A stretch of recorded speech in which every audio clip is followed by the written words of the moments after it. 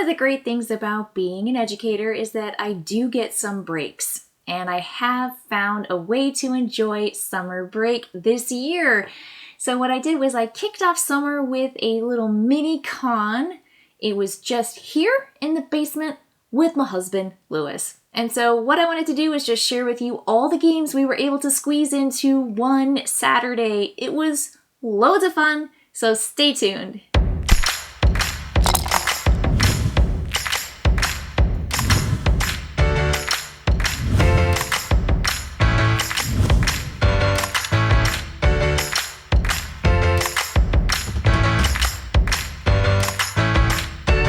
So I'm just gonna jump right into it and pull these games out one by one, showing you the major components and just giving you a brief overview of the game and how it works with my overhead camera.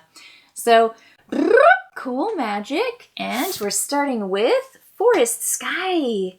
This is one of those 18 card games. It is for 2 to 4 players, and it takes about 15 minutes to play. And look at these beautiful cards. I mean, seriously, I love it. I love it so much. You've got hawks, owls, crows, eagles. Yes, that's it. And what you're going to do is you're going to have a hand of 3. And this is your sky. And then down in this area right here, we're going to have the draw deck. And this is going to essentially be the forest cards.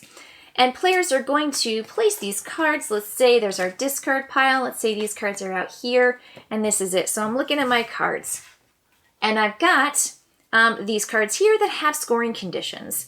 I can simply draw from the discard pile and exchange this with one in the discard pile, or I can place it out here in the forest. Or I can draw a card and do the same thing and add it to my hand. Or I can lock a card in the forest. And once 3 cards on this side and then 2 cards on the other side have been locked in, so 5 total cards have been locked in, that's going to trigger the end of the game. And what you do is you take your 3 cards in your hand and you pair them with the cards that are over here or the cards that are over here on this forest side. And it's just a really fast kind of set collection scoring. It's got numbers kind of like in poker. You can make sets and you can make runs and straights and things. It's a really, really fun, clever game. We played it twice in a row simply because it was so fast. In that first game, we were just learning. So the cards and the artwork is beautiful. And it works incredibly well. So I think this is just really, really smart. It's, again, comes in this teeny tiny little pouch. So yay to the Pocket Games. This was for Button Shy. So I'm going to slide this guy over here and grab the next game. We also were able to get our hands on a new Floodgate Games called Kites, Time to Fly. I'm going to put that there.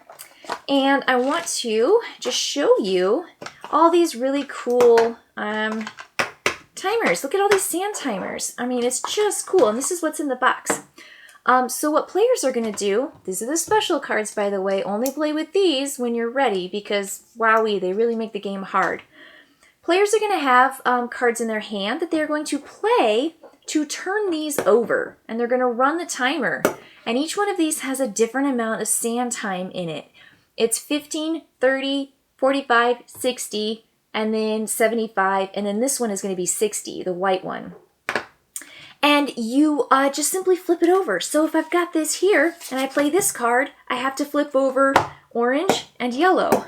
And they're running. And if, oh, it just happened. If any sand timer runs out, everybody stops and you count your remaining cards and you say, that's how many negative points we got. And you want to get 0. You want to essentially play out your cards and keep these guys running at all times. Okay, now I get that one and I get this one and I run blue.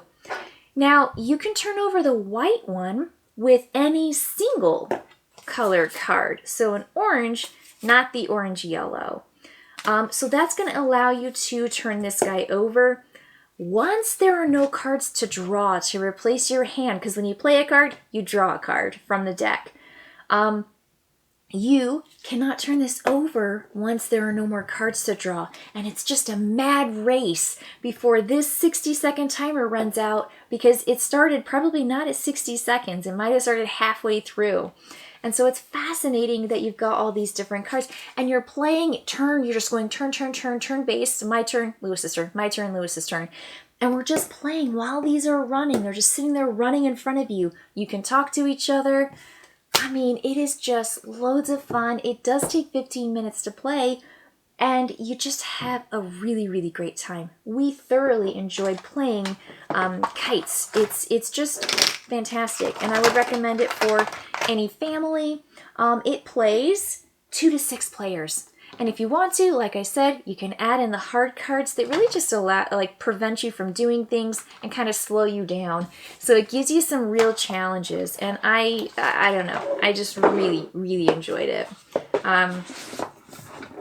Kites, good, it's good. Okay, next is Dog Lover. Dog Lover is a canine card game that should remind you of Cat Lady because it's pretty similar to Cat Lady.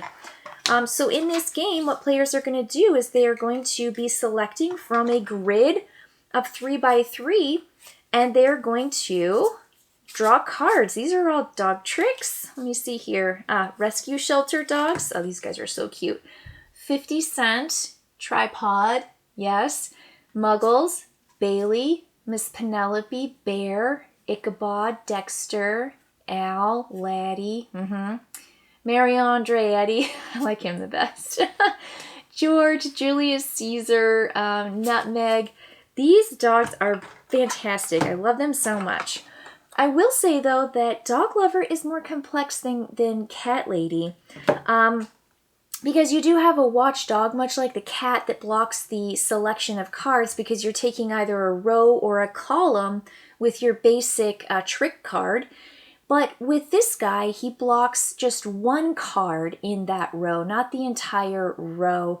So you might be taking an L shape, or you might be taking a really interesting particular trick. It's not just a 3 by 3. You can kind of change things up a little bit. There are very similar bits, and you are doing things like collecting things. You want bones because bones are going to prevent you from getting negative points by just getting 1 or more. And then if you get those, it's like 1 victory point per dog and then 2 victory points per dog if you get more bones. But you've got little cutie dogs here. And the thing that's cool about this is all of these dogs that you get are either big, medium, or small. And you get these really cool traits that you can attach to a dog if it's a small dog. And so if I have Taco and I've got Best Friend, I can do that because it's a small dog trait. And it says, on this turn attached to a small dog, when attached, this dog may talk unlimited favorite things for 3 victory points each. So that's the upgrade here, is that you've got these cards that allow you to add traits which have a requirement, but they also give you a special bonus. And I like that. I think it's really cool. It's smart. I had a fantastic time with it. You can train dogs and get cool tricks, which are just the cards that aren't the 3 by 3. But you can also just adopt dogs and, you know, do all the things that you kind of wanted to do in Cat Lady too, just with dogs. And I have to say, I am a dog lover, and so for me, having dogs and is just, I don't know, it's just nicer. I love doggies. I love doggies so much. So for me, Dog Lover was a big hit. We had a great time learning it. And I think it's just a nice follow-up to Cat Lady. And you'll see a video of this coming out soon. I've got a little bit more on Dog Lover. So if this interests you, keep your eyes peeled for more on Dog Lover on this channel. All right, next up, Dungeons, Dice, and Danger. A pen and dice game. Yeah, so I mean, look at this board. I mean, this is kind of cool. So this is my board. I'm going to zoom in. Okay, here we go. A little bit closer. So I've got my board here, and this is one side, Clumsy Cultists. On the other side, I've got the Annoyed Animals. And so you'll see that there's all these different boxes with numbers, and that's essentially what you're doing. This is Lewis's. He likes to do a lot harder. He will push a pen so hard that it leaves marks in all of our wooden tables. Thank you. for that. I really, really appreciate that. So you can see how dark he writes. So this is a roll and write. Let's take a look at it. These were all those boards. We have 2 boards here, and then that's front and back, and then we have puzzled, pyramid, and then on the back of that is Defiant Dinosaurs. So even more maps than what we played with the very first time, but we played 2 games of that. And so all you've got here are your dice, and I just want to show you, it's super easy. So you start off with your map. Let's stick it right here, and I roll my dice. There we go. I'm the active player. I can use the black die, and I need to just make two pairings. So I can do this pairing and that pairing and not use that die. But the opponents playing, my other players at the table, have to make combinations of 2 using just the white dice. So I get to add that one. Yeah, it kind of reminds me of Octadice, right? Any kind of roll and write game that has you combining dice to use them in a particular way. So you've got your little pencil here, which, man, on the pencils, we just changed them out for ink pens. But you get to start in these green zones, and those are going to be 1 of every value, so 2 to 12. And you make your combination. So if I want to do a 7 and 7, I need to have a 7, but then I need to be next to a 7. So that's not necessarily the best option. I might want to choose something like a 5 and then 2 dice of the same value. And so I come here and I put a 5 and I put a check through it. And that just says 2 dice of the same value. Could be 1, 1, 2, 2, 3, 3, 4, 4. And so if I mark through that, then that's adjacent to a 4 and adjacent to a 10. And 10 is going to give me gold, and gold gives me 2 victory points each gold room. So this is just moving from one space, killing monsters as you show up, and monsters are killed by rolling those particular dice that are mentioned. And when you come in from a variety of angles, it gives you even more choices to fight with. Treasure chests, that gives you a bonus over here that you get to pick, which is really, really helpful. Just really cool stuff. It's a fun game. I thought it was a really fast game. I like the idea that you get to use the black die on somebody else's turn up to 3 times normally, but you can also get that bonus treasure chest that lets you do it even 3 more times than that. You get damage here if you get hit by these baddies, and so you don't want to take that damage. Or if you can't place both of your die sets, you have to take a damage. So there's a lot to keep track of. Make sure that you play it all right. Keep your jemmies down here. Total it up. Have a great time with this because this is a fun roll and write with beautiful boards. I love how many they gave you here in the book. It's so much paper. And there are 4 maps. So it's very replayable. I think there are just a couple finicky rules that we kept forgetting. We played this twice, as you saw with our boards, and 2 times through, we still forgot things. I mean, still forgot rules. So just make sure that you're going through the rules and that you've got everything remembered. Just don't forget all the steps, okay? That's my only advice. But it's fun. It's fun. It's adorable. I love it. So, yay. Okay. Moving on to Eternal Palace. This is a Kickstarter game, and you're going to see more on this, a very specific video where I review this coming up on the channel. So you even see my notes right there. I got my little rules. These are all the bits. Now, I'm going to take this out. These are all expansion pieces, right? These, don't worry about that stuff. These are little bits. These are the players' screens, and these are going to tell players what to do. Round order, combinations of dice, and scoring. I love it. It's super easy. It's a nice player aid that they actually save space with by playing it on the screens because players are going to roll dice, and then they're going to go behind their screens and put their dice in groupings. These are the easels that players are going to hang their paintings on or set them on. More screens. And then here's the board. This is really, really cool. I mean, look at this guy. Really nice. I love it. It's not like giant, but it's exactly what it needs to be. It literally takes up no more space. And I love that they just used essentially two box lid size. So it's this kind of, octagonal, not octagonal, rectangular board.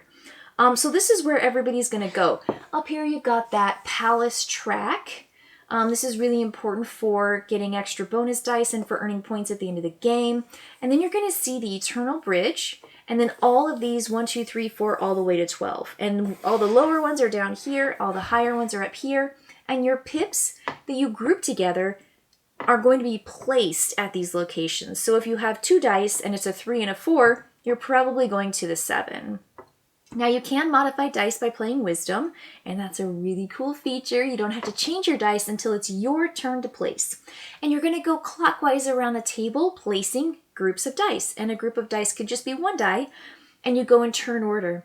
And you're placing them out here gathering resources, like at the Stone Quarry, the Cowlin Mine, the Forest of Abundance, and where's the other one? The Bronze Forge, where you get really cool bronze. And then you're going to go and build so that you can buy these really cool monuments. So I got the deluxe version. And so I got these really cool 3D guys. So I got this nice little building, I got this cool ox, and I got the Eternal Bridge, right? So here's this Eternal Bridge. It's so cool. So I like these pieces. They're nicer than just having little cardboard, chits and stuff like that. So these are the bits. They're wooden bits. These are all the 4 resources that you need right here. I love this stuff. It's really, really nice. And then these are the player dice, and I love this. I mean, these dice are so bright. They're so clear. They're so obvious. And then there are the cards, and the cards are essentially your nobles or your, what are they? Your advisors. And they're going to give you abilities that you get to activate every single turn. And so you're really building up this engine that allows you to, well, on my turn I get to do this, and I can change this into that. And some of them ask you to give out stuff to opponents, which is really fascinating. But the whole game essentially comes down to these beautiful paintings. And so I just wanted to show you a couple pieces of them. So these are the features right here. This is the blank canvas sky, up to 5 players, and you're going to put these on your easels. And then deep down in here, it goes down, down, down all the way, and you're going to see all these different layers. And so you've got all these different levels of buildings, 1, 2, 3, and you're going to have these guys, and there's even more. So this packs away so nice. And then every layer is essentially going to be put in this little, kind of display. It's so, so cool. And I love it, and it makes sense, and it's beautiful, and yay. So I'm going to pop these guys back in here to make sure they all get safely kept in their spots, and put this in. Now I am probably just going to put all this stuff in here and pack it in later. Right? Yes, I promise. I promise I will pack it in much nicer. All right, moving on to the next game. This is a really kind of big, hearty game. It took us a while to play, but oh my gosh, did I like it. Circadian's First Light, 2nd edition. Oh my gosh. This is really cool. I feel like I've got this dice theme going on. Dungeons, Dice, and Danger. We've got Eternal Bridge, Dice. Oops, I have another dice game coming. No surprise, no spoilers. And then this is dice. And so dice worker placement is a really big favorite, and dice modification or customization is really popular right now. And I have to say it's very popular with me too. So this game is huge, and I cannot begin to explain all of the rules to you in just a quick overview. But this is a player's board, and a player is going to be able to build more buildings that give them more victory points. The more you build, the higher you score at the end. But it allows you to put out even more worker dice with cooler adjustments. And here you have worker dice that give you resources, and the same thing down here. You're going to get these really cool buildings. So this is your player board. It's pretty easy, pretty simple. This is the really cool player map, and this is everyone's sharing this. Not everybody gets one of these. And so it goes on in the center of the board, and you've got your people, right? Where's my people? I have these. So these are the player dice, and these little hexes are where it shows you are at on the map. So let's say I'm purple. I'm going to put that here. And then when I go into a space, it essentially says I'm going to get these things whenever we score that particular space, that time at the end of the round. So I'm going to get these resources. And the further you get to the edges, the better the resources. And so it's really, really good to kind of navigate your truck and to move your truck around on the board. So that's what this board is. It's really, really cool. And again, these dice are really beautiful. I love these kind of rounded dice. Fantastic. So the game essentially works around these 6 tiles, and these are places that you actually get to put your dice. So going to the academy lets you buy even more dice, and it costs resources to do that. But you can only put your die that you're using matching the die that it shows. And this is all in player order. This is like initiative. And so if you really want to go to the academy with a 1, 2, or 3, but somebody else goes there before you, whoopsie, you can't put your die there for a 1, 2, or 3. You better have a backup plan. The Foundry lets you upgrade your ships, which is what I was talking about on your player board. The same thing with the Laboratory that allows you to get better resources, and so you can buy the ones that are sitting there for other resources. The Control Room allows you to move around on the map, which is what I was talking about. So if you put a 6 down, you're taking your truck in this direction. If you put a 4 down, you're taking it in this direction. And so it matters what your pit value is. So in this game, not all low dice are bad. Not all high dice are good. And I think that really matters. I love it. Here you get to go to the market and change resources for other resources. Maybe you have a real disparity of one kind. And then here at the mining camp, you get to go and get gemmies. And gems are so, so important. They're really valuable, and they're required so that you can pay for these really cool upgrades and techs. So there's a lot of stuff in here. You got your basic bits. I love the way this is modularly held, right? So you take this out, and here's your tray. I mean, like, that's your resources. Here's your water, right? When you're done, boom, it's done. I love it. I love it so much. You've got, let's see here. Oh, these are the cards, but I'm thinking, here's your upgraded plants and your bits. Let's see here. Ah, here are the cards. So these are the cool cards that give you victory points and special abilities and even score at the end, but they require 3 gems, 3 water, 3 algae, and 3 energy or lightning. And so these cards are going to be what you want to pay. Now, I have to say, I think the cool thing about this game is all about making sure that you have planned for opportunities that you can't always get. And so you have to be able to change in the middle of your phase of placing out your dice, turn order. I place out this die and I go and do this. I place out this die and I go and grab that. Now, there are places you can go to get victory points, and those are places that lock your dice and you can never get it back again. But that's why you want to go and do this one, right? That gives you a die. Or you want to end up your truck on a space that gets you one of those dice. And so you have to pay dice, but then you come back and you get more dice. And you can't have more than 5 dice at the end of your turn. So while you have all these dice to pick from, some of them you keep, some of them you give away forever, some you have to grab and bring into your hold.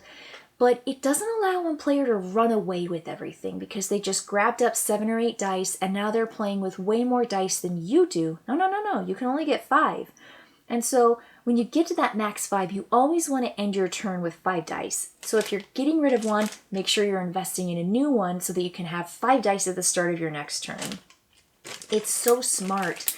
This is a real thinker. This is a real game. Like, this is a strategy game, medium weight, and it requires a lot of thought and consideration. There's a lot here. It takes a lot of setup, but I think it's well worth your time. I absolutely 100% think it is a fantastic game. I think it's clever. I love dice worker placement. Yes. Yes, yes, yes. 100% yes. Okay, so that's it. Now for my last game. This is my dice themed. I guess we had just a whole bunch of fun, but this is it. We played Dice Realms again. This was our 6th time playing Dice Realms, I think. But in this game, you are customizing your dice. And there's a really great player aid that tells everybody what your dice do and how you upgrade in the lands track, which is all victory points. In the farming track, which gets you grain. Now, you might actually have winter, and you have to pay for every dice you have because your dice are your workers. So grain pays for your dice. Commerce gives you gold, which is a round by round economy marker. So gold is temporary, you use it right away, and then it's gone at the end of the round. Settlement, the gray track, essentially is your defense. It gives you those prevention from attacks and coins. And then progress is your way of upgrading, which means you pop out a side and then you put it in. You put in a new bit. And the recommended tile setup here, we've done the first 4 and we have played 2 or 3 normal games. So we played with these combinations, these suggestions, because there are so many different sides. So let me show you this stack. These are all the different dice faces that you can actually have in the game. I mean, look at this. These are all the different specialty dice. This whole batch, right? This whole batch here. These are all just unique dice that do cool things. So the rules have offered suggestions for playing these 5 in addition to the basic set that I just told you about. It's so cool. It's so cool. I've also got a video on Dice Realms that you can go and watch if you want to know a little bit more and see some closer up pictures. But I think it's helpful just to see what's in the box. Cool bits. This is so much more. This is so accessible, right? Here's all my basics. My second level, my third level of all my basic 5-colored sides. And then I've got 2 trays here. I mean, look at this. 2 trays of all the different pips that you put into your dice. So these are all of these cards, just in bits.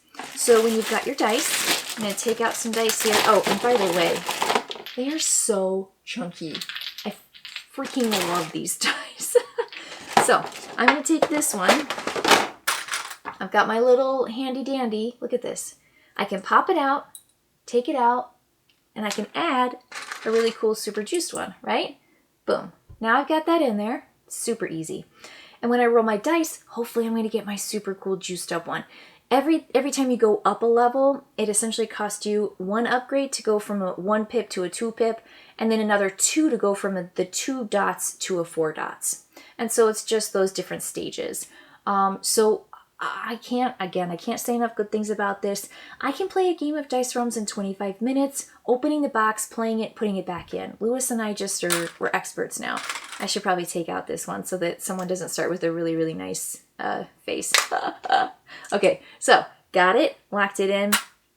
Everyone starts with a black die and a white die. Those are all the basic sides. They can earn a gray die, and they can also earn a green die in the game. And so green dice are just victory points, and only green can go in green. And then this is the weather die, or the kind of like round die. And that's winter. That means you pay for your people. This is kind of hurts grain. That helps grain. This means people's dice are affected unless you have a shield. 2 more upgrades. This die can be customized too. So these are all the dice, right? This is all you get in the game, but there's all these different faces that you actually get to play with. So, I mean, just loads and loads and loads of fun. I think this is going to be a game that comes out again and again. I have started. I want to do this, right? Lewis and I have committed to this. So the next time we play, we're going to play the long winter. And it says, a 3rd winter and no good harvest creates a struggle to get going. Yeah, if there's 3 harvests or 3 winters, that means half the time you roll that red die, you're going to have to pay for your grain for your people. And that sounds really intense. It sounds like a long winter. Very, very aptly named. So this is Dice Realms. Again, yes, the Dice Realms. We had a fantastic time playing. It is loads of fun. And again, look at this. Super easy. Packed it right back up and it's ready to go. Okay, so now you know what I played during my summer con to kick off the summer. Just me and Lewis. Some new games, some old games, some games we've played before. We actually got 2 games in of Forest Sky and of Dungeons, Dice, and Danger. And I feel like I got to try a lot of 2022 games during this little brief summer con. Some are harder, some are easier, some are cooperative, some are some are competitive, some are fast and slow. Who knows? I have a variety here. Ooh, we even had that real-time game. Yeah, right? Kites. That was really fun. So it was a really dynamic, super fun day.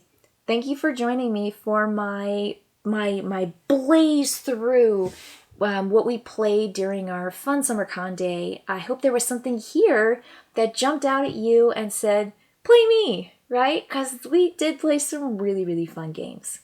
Well, I will catch you later. Thanks for joining me.